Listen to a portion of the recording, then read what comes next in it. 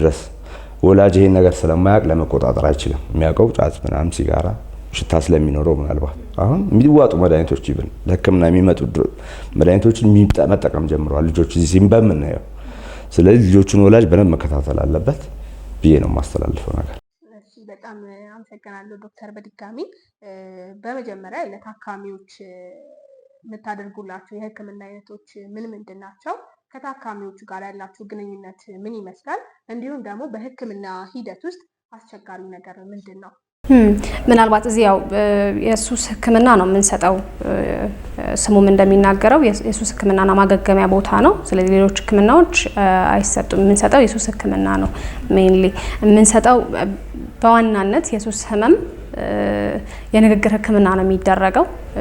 መድኃኒቶች የሚሰጡት በጣም ሬር የሆኑ ኬዞች ላይ ብቻ ነው። ያም ማለት ግን ሙሉ በሙሉ ሱስ ህክምናን ለማድረግ መድኃኒት ብቻ መጠቀም አንችልም ማለት ነውና በዋናነት የሚደረገው የንግግር ህክምና ነው።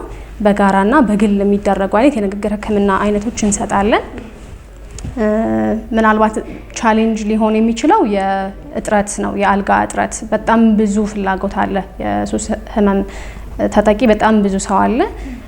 ወደዚህ ክፍል ለመምጣት የሚፈልጉ በጣም ብዙ ሰዎች አሉ። ቻሌንጅ ብለን ያየነው የአልጋ እጥረት መኖሩ ቻሌንጅ ሆኖብናል። ከዛ ውጪ በስራ ሂደቱ ላይ ብዙ አስቸጋሪ ነገር የለውም። አብዛኞቹ ልጆች እዚህ ከመጡ በኋላ ጥሩ መረጋጋት ላይ ይሆናሉ።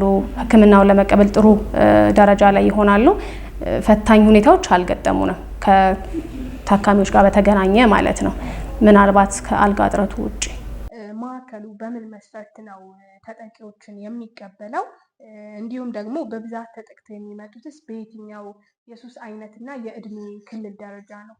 በአብዛኛው በእድሜ ክልል ውስጥ ከጠየቅሽኝ ያው ወጣቱ ነው። አገር ተረካቢው በአብዛኛው በሱስ የተጠቃ ነው። ነገ አገር ይረከባል ብሎ ቤተሰብ አብሮ ዋጋ የሚከፍልበት የሚደክምበት ወጣት በአሁኑ ሰዓት ከቲኔጀር በጣም ዝቅ ያሉ ልጆች ቲኔጀር ወይም ይሄ የሰዓት እድሜ ፋይሬጅ የምንለው ከዛ ይጀምራሉ። አሁን ዝቅ ብሎ አንዳንዴ በ10 ዓመት በ11 ዓመት ነው የተለማመድኩት ሲሉሽ ለማመን ይቸግራል።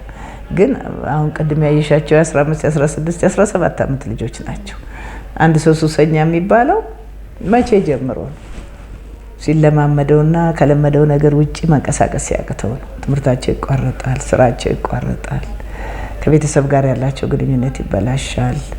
ያን ጊዜ እዚህ 16 ዓመት ልጅና የ15 ዓመት ልጅ ያገኘን ቢያንስ 2 ዓመት 3 ዓመት 4 ዓመት ሱስ ውስጥ ነን ብለው ይነግሩናል።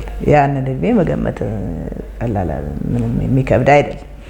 ስለዚህ ዛሬ ኤሌመንተሪ ውስጥ የተለያዩ አይነት የሱስ አይነቶች አሉ። የሚዋጡ ክኒኖች አሉ፣ መርፌዎች አሉ፣ ጫቱ፣ ሲጋራው፣ አልኮሉ እነዚህ ሁሉ ያው ሱሰኝነትን ያመጣሉ ማለት ነው። በተደጋጋሚ ከመጠን በላይ በመጠቀምና በተደጋጋሚ በመውሰድ የሱስ ተጠቂዎች ወይም የሱስ ተገዢዎች ይሆናሉ። ካለፈው ህይወትክ ብዙ ነገር አሳልፈሃልና ከዚህ ከወጣክ በኋላ ምን ለማድረግ አስበሃል? ያው በሱስ ውስጥ ረጅም ጊዜ እንደመኖርህ አንጻርም ደግሞ ያለፈ ታሪክ ቢሆንም ወደፊት ደግሞ በአንተ መንገድ ውስጥ የሚያልፉ የሚመጡ ሰዎች ይኖራሉና ለማህበረሰቡም ለወላጆችም አጠቃለክ እስኪ ስለ ሱስ ያለንን ምልከታ አብዛኞቹ ያለን ምልከታ በበጎ መልኩ አይደለምና እስኪ አንተ ካለክ ከኖርክበት ህይወት አንጻር ማህበረሰቡ ይሄንን ነገር ሊያውቅ ይገባል፣ ስለ ሱስ ስለ ማዕከሉ ማገገም እንደሚችል የሚለውን ደግሞ ከህይወትክ ትንሽ ነገር ለማህበረሰቡ መልእክት ብታስተላልፍልን። ሱስ ተጠቃሚ ነበርኩ። ሱስ ያው ጊዜያዊ ደስታን ይሰጣል። ማናችንም እዚህ ማዕከል ሳልገባ እኔም ውስጥም ደስተኛ ሆኜ እየተጠቀምኩ ነበር። ግን ያ ደስታ ግን ቋሚ ደስታ አይደለም። ለምሳሌ ስቅም ሳጨስ ጠጣ ቤተሰብ ነገሮችን ልረሳ እችላለሁ። ስቅም የሆነ ደስታዎች ሊገኝ ይችላል። ግን ያ አሁን የምደሰት ደስታና በፊት የምደሰት ደስታ አንድ አይደለም። ማለት አሁን እንደ ሰውኛ ነው የምደሰተው። በፊት ግን ማቅመሽ ተመርቅኖ ያው ብዙ ህልም አለ መቼስ። ያ ህልም ግን የውሸት ህልም ነው። አሁን ግን በዚህ ሰዓት እንደፈለኩ ደስተኛ ነኝ። መጽሐፍ ማንበብ እችላለሁ፣ ፊልም ማየት እችላለሁ። በፊት ግን ለቤተሰብ እንኳን ጊዜ የለኝም። እኔ ከቤተሰብ ጋር ብዙ ጊዜ እኖራለሁ፣ ግን በሁለት ወር በሶስት ወር የምገናኝበት ጊዜ አለ። ጥሩ ቦታ ሆኜ አይደለም ወይ ከጓደኞቼ ጋር ስቅም አመሻለሁ ወይ ስጠጣ አድራለሁ። ጊዜም በዓልን እንኳን አሳልፌ አላውቅም። ሁሉም ነው የሱስ ምክንያት። ሁለት ሌላው ደግሞ ህብረተሰባችን ጋር ምንድነው ጠጪ የሆነ ቃሚ ተባለ አንድ ሰው በቃ እንደ ድግኛ ቡዘኔ ተብሎት ፈልጉት አይደለም ያሰው ያው ለምሳሌ ፈልግ አይደለም ጣትን ከቤተሰብ ተደብቄ ነው ማድረግ የነበረው። አሁን ነው ለፍት ያወጣት። ግን ያንን ሰው ቤተሰብ ቢንከባከቡ ነው እንደዚህ አይነት ማዕከሎች ወተለይ አሁን 20 ሰው ምናምን ይዛል። እነዚህ ማዕከሎች በዛ ቢሉ እርዳታዎች ቢቀናጁላቸው ቢሉ ጠንከር ቢሉ ብዙ ወጣቶች አሁን በየሰፈሩ እኔም አጠገብ ያሉት አሁን ሲሄድም አገኛቸዋለሁ። ግን እነዛን ወጣቶች መለወጥ ይቻላል። ያን ለመለወጥ ግን እነዚህ ማዕከላት ካልበዙ አሁን እዚህ አካባቢ ይሄ ነው ያለው። ሌሎችን ክፍለ ከተማዎች ብታይ ደግሞ እንደዚህ ቢኖሩ ነው የለም። እዚህ አሁን በኖርኩበት ከጀሞ አካባቢ የለም። እኔም ከጀሞ ነው የመጣሁት። እንደዚህ አይነት ነገሮች ቢበዙ ለውጡ በጣም ሰፊ ነው። ሱስ መዳን የሚችል በሽታ ነው። አጠቃላይ ማንኛውም ቤተሰብ አንዳንዷን ቤቱን ልጁን ቆልፎ ምናምን ሄድበትም አለ በሽተኛ ነው ተብሎ። ግን በሽተኛ ሳይሆን በሽታውን እንዳይናገር ህብረተሰቡ ራሱ ነው ከቤት ያባረዋል። ምን ይላል ያ ሰው ስለተባረረ እኮ አይደለም የባሰ ሀገርን እያጠፋ ነው የሚለው። አሁን ለምሳሌ ውጭ ላይ ያሉት ጎዳና ምናምን ተብሏሉ። ማስተሽም ምንም ጠቀሙ እንደ ቅድም ሲስተር እንዳስተማረች ስልክን መጠቀም ሱስ ነው ራሱ። ቀን ሙሉ ይሙላሉ። አሁን ለምሳሌ ያም ሱስ ነው። ህብረተሰቡ በቃ ሱስ የተባለው ነገር ሱሰኛ ሲባል በሽታ ይድናል። ሚድን በሽታ ነው በቃ ማለት ትሪት ቢደረግ እኔም እንደተቀየርኩት ልጅም ጓደኞቼ እንደተቀየሩ መቀየር የሚችል በሽታ ነው እንጂ ግዴታ ሰውዬ የሆነ ኤችአይቪ ሙጥኝ ያለበት ነገር አይደለም። መዳን ሚድን በሽታ በጣም ቀላል በሽታ በቃ የሚቋቋመው ሰው ካገኘ። የሱስ ጥሩ ጎን ባይኖረው አስከፊነቱ ግን እስከምን ድረስ ነው? ያው የሱስ ህመም እንደምናውቀው ታካሚውን ብቻ የሚጎዳ አይነት ህመም አይደለም። አንድ ሰው በቤተሰብ ውስጥ የሱስ ህመም ተጠቂ ሲሆን ሙሉ ቤተሰቡን አፌክት ያደርጋል። ከዛ ደግሞ አለፍ ሲል ማህበረሰብን አፌክት ያደርጋል። እንዳጠቃላይ ደግሞ እንደ ሀገርም ፕሮዳክቲቭ የሆኑ መስራት የሚችሉ ብዙ አቅሞችን ነው የምናጣው። ስለዚህ ለአንድ ሰው ብቻ ሳይሆን እንደ ሀገር በጣም ብዙ መስራት የሚችሉ ሰዎችን እያጣን ስለሆነ ጫናው እንደ ሀገር ደረጃ የሚደርስ አይነት የህመም አይነት ነው። እንደ ሌሎች አይነት ህመም አይደለም። ዘርፈ ብዙ የሆነ ጫናዎችን የሚያመጣ አይነት ህመም ነው። ስለዚህ ዘርፈ ብዙ ብለን ብንይዘው ይሻላል። አንዳንድ አገጋሚዎች ላይ ተከስቶ የምናየው ነገር ነው። የሆነ ማዕከል ውስጥ ገብተው በሕክምና እርዳታ ተደርጎላቸው ከወጡ በኋላ ይሄ የማገርሸት ባህሪ ተመልሶ እዛው ሱስ ውስጥ የመዘፈቅ ወደ ማህበረሰቡ ሲቀላቀሉ ወደ ቀደመው ኑሯቸው፣ ቤተሰቦቻቸው ወደ ቀደመ ህይወታቸው ሲመለሱ ይሄ የማገርሸት ባህሪ አንዳንድ ሰዎች ላይ ይታያል እና እንደው በሕክምናው እንደዚህ ላገረሸባቸው ሰዎች የምታደርጉት ጥንቃቄ ምን ይመስላል? አገርሽተው ከመጡ በኋላ ደግሞ የምትወስዱት እርምጃ ምንድን ነው? ማገርሸት በነገራችን ላይ የሱስ ህመም አንደኛው አካል ነው። ስለዚህ አንድ ሰው የሱስ ህመም ተጠቂ ሲሆን የሚያልፍባቸው ደረጃዎች አሉ። የመጨረሻው ደረጃ ማገርሸት የሚለው ነው። አንድ ሰው ሙሉ በሙሉ አገግሞ ከወጣ በኋላ የማገርሸት ነገሮች ሊከሰቱ ይችላሉ። ስለዚህ የምንረዳው እንዳንደኛው የህመሙ የሂደት አይነት ነው። ስለዚህ ብዙ ሰዎች እንዳልሽው በባህሪው ህመሙ እንደዛ ስለሆነ የማገርሸት ነገር ብዙ ሰዎች ላይ ያጋጥማል። ስለዚህ የምንሄደው ተመሳሳይ ስቴፕ ነው የሚሆነው። ምናልባት አሁን እዚህ የሚሰራው እንዳልኩት በዋናነት የምናደርገው የንግግር ህክምና ነው። ንግግር ህክምና ሲደረግ የታካሚውን ቆራጥነት፣ የነሱን ተነሳሽነት፣ የነሱን ፈታኝ ነገሮችን የመቋቋም ሁኔታ እንዲህ አይነት ነገሮችን መገንባት ላይ ነው የምንሰራው። ምክንያቱም ሙሉ በሙሉ እኛ መቆጣጠር አንችልም ነገሮችን እና የምናደርገው ምንድነው ታካሚዎቹ ይመጣሉ እኛ ጋር እነሱ ጋር መፍትሄው አለ ብለን እናምናለን። ስለዚህ የሆነ ችግር ሲኖራቸው መፍትሄውም አብሮ እነሱ ጋር አለ። ስለዚህ መፍትሄያቸውን ለማሳደግ ነው የንግግር ህክምናው የሚሰጠው። ስለዚህ በዛ ሂደት ውስጥ ማገርሸት ሊከሰት ይችላል። ሲከሰት ግን ክትትላቸው እንዲቀጥሉ እናደርጋለን። አንድ ታካሚ እዚህ የማገገም ሂደቱን ሲጨርስ ቅዱስ ጳውሎስ ሆስፒታል ሄዶ ክትትሉን ይቀጥላል። ስለዚህ በወር በሁለት ወር እንደዚህ ሊሆን ይችላል ሲመጡ ማገርሸት አይነት ነገር ካለ ሂደቱ እንደሚያመለክተው እንዳሉበት ደረጃ ምናልባት ተመልሶ መግባትም ደረጃ ከደረሰ እንደዛ የምናደርግበት ሁኔታ ይኖራል። የምንጠብቀው አይነት ደረጃ ግን ደግሞ መፍትሄም ያለው ሁኔታ ነው። እንደው ማዕከሉ እነዚህ ተጠቂዎችን የሚቀበለው በየትኛው መስፈርት ነው? የኛ መስፈርት እንግዲህ ከመንግስት ጋር አገል በቀል ድርጅት ነው። ምንም አይነት የውጭ ድጋፍ የለውም። ፓርትነራችን ቅዱስ ጳውሎስ ሆስፒታል ነው። ሕክምና ሲመጡ ብዙ ሰው የሚጠይቀን ቀጥታኛ ምናስተኛ ነው የሚመስላቸው። እኛ ብናስተኛ ያው ብዙ ነገር ይጠይቃል፣ አቅም ይጠይቃል፣ ገንዘብ ይጠይቃል፣ ወጪው ብዙ ነው።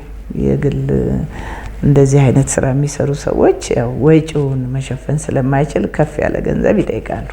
እኛ በትንሽ ገንዘብ ወጪ መጋራት ብቻ ነው የምናስከፍለው። ምክንያቱም ጳውሎስ ሆስፒታል ነው የሚያግዘን።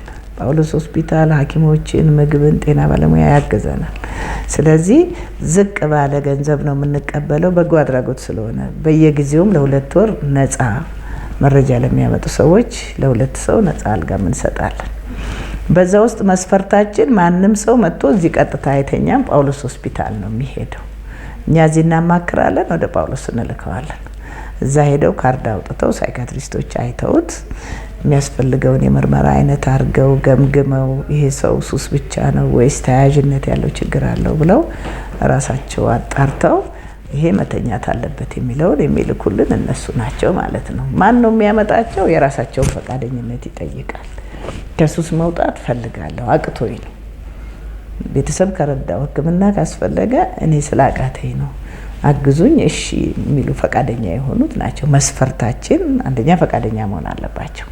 ሁለተኛ ጳውሎስ ሆስፒታል ሄደው ሕክምና ታክመው ካርዶቻቸውን ይዘው ጳውሎስ ነው ወደዚህ ወደኛ ጋር የሚልከው ማለት ነው። ያው የቤተሰብ እገዛ ያስፈልጋቸዋል። በዚህ ጥሩ ውጤት ላይ እንዳሉ ያው ብዙዎቹ ጥሩ ውጤት ላይ አሉ፣ ብዙዎቹ ደግሞ የማገርሸት ነገር ከፍተኛ ነው። በብዛት ሊሰራባቸው የሚገባ ነው። ያው ትውልዱ ያሳዝንሻል። ብዙ መስራት ሲችል ለራሱም ስራ አጥ ነው፣ ለቤተሰቡ እንደገና ተጧሪ ነው፣ ለሀገርም ደግሞ ሸክም ይሆናሉ ካልሰሩ ካልተለወጡ በስተቀር ማለት ነው። እንዲያው እስኪ ወደዚህ ማዕከል ሲመጡ አብዛኞቹ በጣም ለረጅም ዓመታት ተጠቅተውበት የቆዩት የሱስ ውስጥ ነው ተዘፍቀው የሚመጡት እና እንደው እስኪ አገግሞ ለመውጣት ምን ያህል ጊዜ ነው የሚፈጅባቸው በዚህ ማዕከል ውስጥ?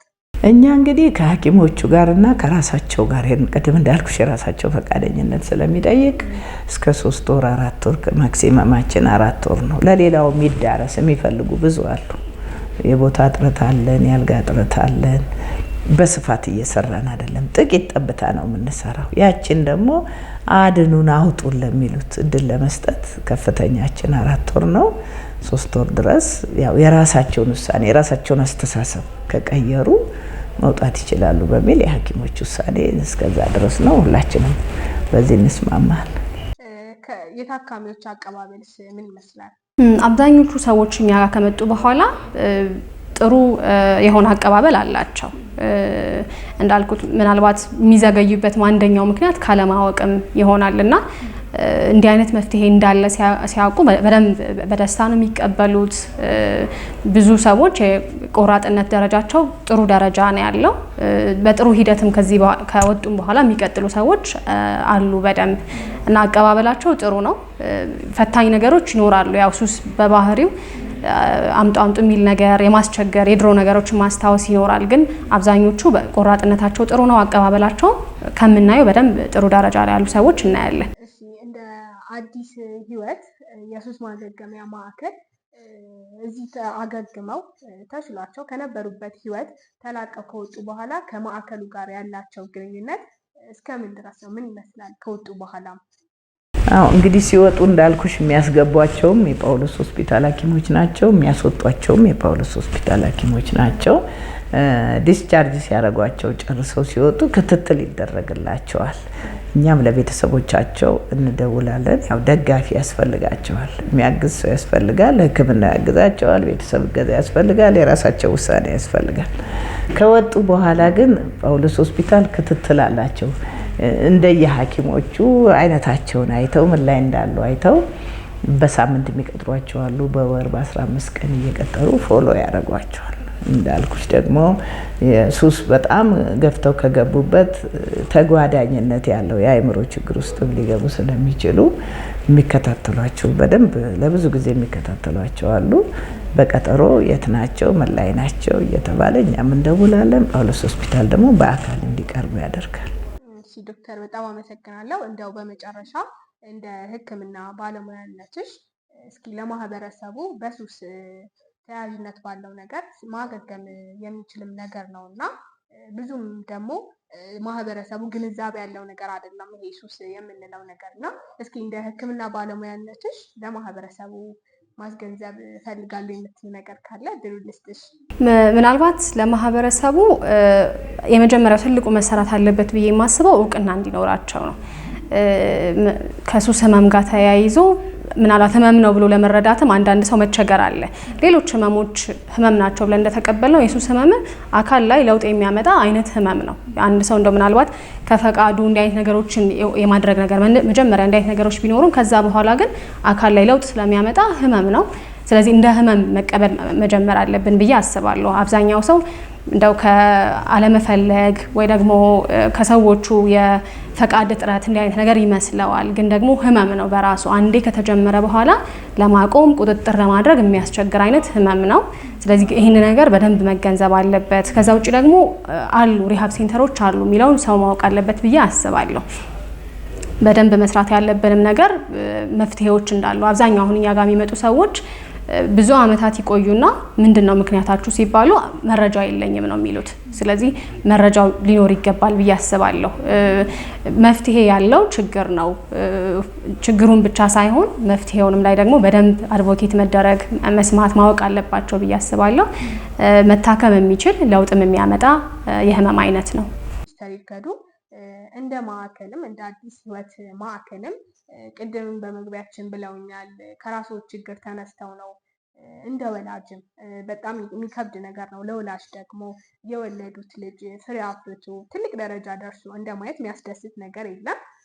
ያው እርሱም ከራስዎ ችግር ተነስተው ነው ይሄንን በእኔ ቁስል ውስጥ የምታልፍ እናት አለች ወላጅ አለ ብለው ይሄንን ትልቅ ዓላማ ያለው ተቋም ያቋቋሙትና እንደው እስኪ ለማህበረሰቡ እንደ ወላጅም ሆነው እንደ ማዕከሉ ደግሞ ማስተላለፍ የሚፈልጉት መልእክት ካለ? ምክንያቱም አብዛኞቻችን ባደግንበት ውስጥ ነን ተቀርጸን የምንሄደው እና እንደው እስኪ ለወላጅም ለማህበረሰቡም ደግሞ ስለ ሱስ ማስገንዘብ የሚፈልጉት ነገር ካለ እድል መስጠት።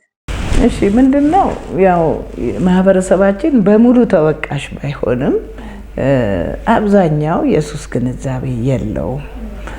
አሁን ልጆቻቸውን ይዘው የሚመጡ አሉ ግንዛቤው የኖራቸው ግን በስፋት እዚህ ላይ መሰራት አለበት። የሱስ ግንዛቤ እንዲኖረው ማህበረሰቡ ፈራጅ እንዳንሆን የከሌ ልጅማ እንደዚህ ነው የከሌ ባልማ እንደዚህ ነው እያልን ነው እንጂ የምናወራው ግንዛቤው ቢኖረን ያንን ሰው ጠጋ ብለን ምን እናግዝህ እንደው ህይወት ይከብዳል ልጆች አሉ ስራ አለ ምን ላግዝህ እኔ ብሎ የቅርብ ቤተሰብ እንኳን እኔ አሁን ከውጭ ሀገር ቢመጡ አሉ ቤተሰቦቻቸውን ሊያግዙ ሊረዱ። አብዛኛው ቤተሰብ ግን ያው ጀጅመንታል ነው ባልጎ ነው ወይም እግዚአብሔር እንደቀጣሽ ልጁ እንደዚህ ሆነበት እንደዚህ ያለበት ይላል። ሊያጋጥም ይችላል። ማንም ሰው ጥቂት ወጣቶች እንደ ወላጆቻቸው ጥሩ ሆነው ጨዋ ሆነው አንዳንዶቹ ደግሞ ከዛው ከቤተሰባቸው ተምረው አዲክሽን ውስጥ የሚገቡ ብዙ ነው ያለው። አይነቱ ሙያ ውስጥ ሆኖ ፌስ የሚያደርገው ሰው ብዙ እንሰማለን ብዙ እናያለን። ስለዚህ ማህበረሰቡ ወደኛም ቢመጣ እንደዚህ አይነት ችግር ሲያጋጥም ወደ ጤና ተቋማት ማማከር ቀጥሎ ወደ ሕክምና ማምጣት። ሌላው እኔ ከዚህ ነፃ ነኝ የራሱ ጉዳይ እንዳንል ለሀገር ነው በቃ የሚሰራው። እኔ አንድ ደሃ እናት ነኝ አንድ ጠብታም ብትሆን የድርሻዬን ልስራ ብዬ ነው እዚህ ውስጥ የገባሁት እንጂ በእኔ አቅም የሚሰራ አይደለም። ስለዚህ ሰዎች ጠጋ ብለው አንዳንዴ በጎ እንስራ የሚሉ ብዙ ሰዎች አሉ። አለመገናኘት ነው የሚሉኝ አሉ። ይሄንን የሚከታተሉ ሰዎች ይሄንን በአጋጣሚ የሚያዩ ሰዎች ኑና አብረን እንስራ ለትውልድ እንስራ። ባለድርሻ አካላትም ጆሮ ስጡን። 8 አመቱ ነው ምንም ከፍ ያለው ነገር የለም። አንዳንድ ጊዜ ብቻሽን ስትሆኚ ስራውም ራሱ እየጠላሽው ትመጫለሽ። አጋዥ ያስፈልግሻል። በየአቅሙ በገንዘብ ያለው በገንዘቡ በእውቀታቸው መጥተው ቮለንተር አድርገው ቢያስተምሩልን ባላቸው ነገር አለን እኛም ይመለከተናል ብለው በእንደዚህ አይነት ጉዳይ ላይ ተባብረን ብንሰራ ለውጥ እናመጣለን ለሀገራችን ብዬ አስባለሁ። ለትውልዳችን አንቺ ካላገባሽ ነገ ታገቢያለሽ፣ ትውልድ ታመጫለሽ። ያን ትውልድ ለዛ ትውልድ ዛሬ መስራት ያስፈልጋል እና ይሄን የምትከታተሉ ሰዎች አብራችሁን ስሩ። ብዙ ቤት አንኳኩቷል። ይሄ የተደበቀው ችግር ይውጣና ወደ ሕክምና ይምጣ በጊዜ። ብዙዎች አይምሮ ህመምተኛ ይሆናሉ። ግራጁዋሊ ነው፣ ቀስ በቀስ ነው። ጤናቸውን አጥተው ያለ እድሜያቸው ይሞታሉ። ትዳር ይፈርሳል፣ ልጆች ይበተናሉ። ብዙ እናውቀዋለን። በአንቺ እድሜ እንኳን ብዙ ታውቂያለሽ። እኛ ደግሞ እዛ ስራ ውስጥ ያለን ሰዎች በዛም ብዙ እናውቃለን። ያ ከመሆኑ በፊት ልጆች የወላጆቻቸውን ፍቅር አይተው ማደግ አለባቸው። እኔ ማሳደግ እችላለሁ፣ ችግር የለብኝም፣ ማስተማር እችላለሁ ብለው ብዙዎች ይበተናሉ። እነዛ ልጆች እድላቸው መጥፎ ነው የሆነው። ስለዚህ እንዴት ተቻችለን ልጆቻችንን ጊዜ እንስጣቸው። ወላጅ ለልጁ ጊዜ መስጠት አለበት፣ ለትዳሩ ጊዜ መስጠት አለበት። ይህንን ስናደርግ ጥሩ ዜጋ እንቀርጻለን። ኢንተርኔት አዲክሽን ዛሬ ብዙዎቹን እየገደላቸው ነው። ሱስ፣ ጫት፣ ሲጋራ፣ መጠጥ ብቻ ብዙ አይነት አዲክሽን አለ። ልጆች አረፍ ብለው ከኛ ላይ ይቆዩ ብለው ለኢንተርኔት ተጋልጠው ያለ እድሜያቸው የተለያየ ሱስ ውስጥ የገቡ ሴቶችም ወንዶችም አሉ። ስለዚህ ማህበረሰባችን በዚህ ላይ መንቃት አለበት። ትውልድን ማስመለጥ አለበት። የድርሻችንን እኛ ስናልፍ እናንተ ተተክታችሁ ሀገር ለውጥ ማምጣት አለባት። ቁጭ ብለን ከከሌ ጋር ለውጥ አንጠብቅ። ሁላችንም የድርሻችንን ብንሰራ ለውጥ እናመጣለን ብዬ አስባለሁ።